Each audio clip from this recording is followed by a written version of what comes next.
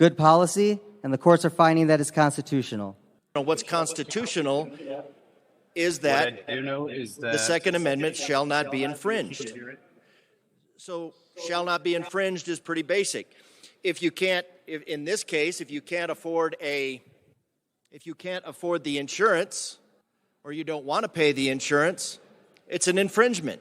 It is a limitation on your ability to own a weapon. Now, we have a safety issue.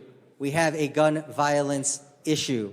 It is definitely related to the health, safety, and welfare, and that's why it has a safety clause.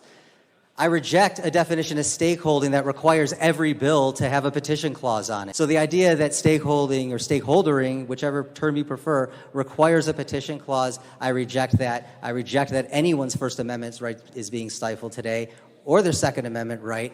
Federal judges disagree with your astute legal analysis. I urge a no vote. Thank you. Representative DeGraaf. That's why there's a safety clause in here, because the sponsors do not want this to go forward. Yet the First Amendment guarantees the people of Colorado, the people of the United States, the ability to petition their government for redress.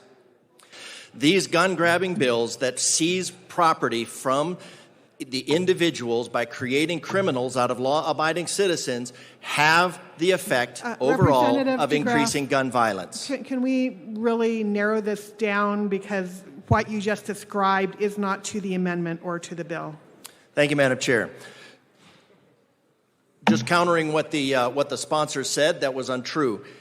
And we need to take this to the people. Whoa, stop.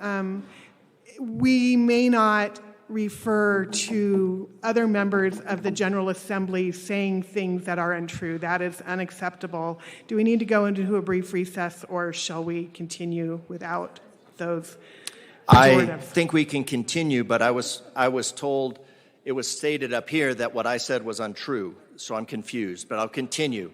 So this is recognizing that the people of Colorado don't know what goes on with the passage of 600-700 bills. They're not able to be here. We have a gallery that's above this room for a purpose, so that the people of Colorado can know what kind of laws are being passed. This is government being done to them, not for them, and so they should have an opportunity to weigh in on what goes on here. This is about protecting the First Amendment in your destruction of the Second. Because ultimately what we have the Second Amendment for is the auxiliary right of the resistance and the obligation of the resistance of tyranny. Tyranny begins in this room. Representative DeGraaf, I'm going to pull you back a little bit from calling members of the Assembly tyrannical. So if we could just reel back from that a little bit, I'd appreciate it. Thank you, Madam Chair. I was merely stating that governmental tyranny would begin in a room such as this, or that the business, the industry, colludes openly with the government to provide whatever records that they want. It happens all the time. The collusion in statism, which this is, the collusion between government and industry runs rampant. That's called fascism. It's the binding together. It's the binding together. That is the DeGraaf, actual word. I am going to reel you back from implying that members of the General Assembly are fascists. Please continue, but if we could not use that terminology, I would appreciate it. The examples of governments disarming their citizens. And where does disarming citizens start? Disarming citizens always starts with registration. And this requires you to register with a company which is also going to can have its records seized by the government. And I'd say what we're doing here is we're erasing, or trying to erase, the history of gun registration, gun grabbing, and subsequent genocide. It was compared to swimming pools, registering and insuring your swimming pools. Nobody's going to come and seize your swimming pool. The government is not going to seize your swimming pool because it sees you as a threat to the statist totalitopia that it's building. We see that every day. Representative DeGraaf, this bill is not about seizing people's guns. So if we could move on back to the actual bill, that would be helpful. Thank you. Madam Chair, all I'm doing is stating that the registration of guns, which this is is the first step towards the seizure of guns and towards the subsequent genocide that follows. I'm willing to cede that the sponsor's intentions are good. The road to hell is paved with good intentions.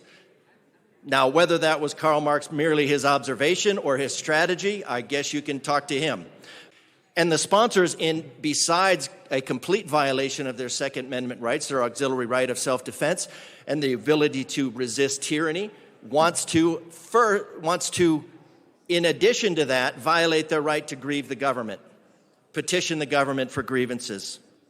Thank you, Madam Chair. The amendment is just to return the First Amendment rights to the people of Colorado before the violent usurpation of the Second Amendment right and the right of self-defense, which this bill is.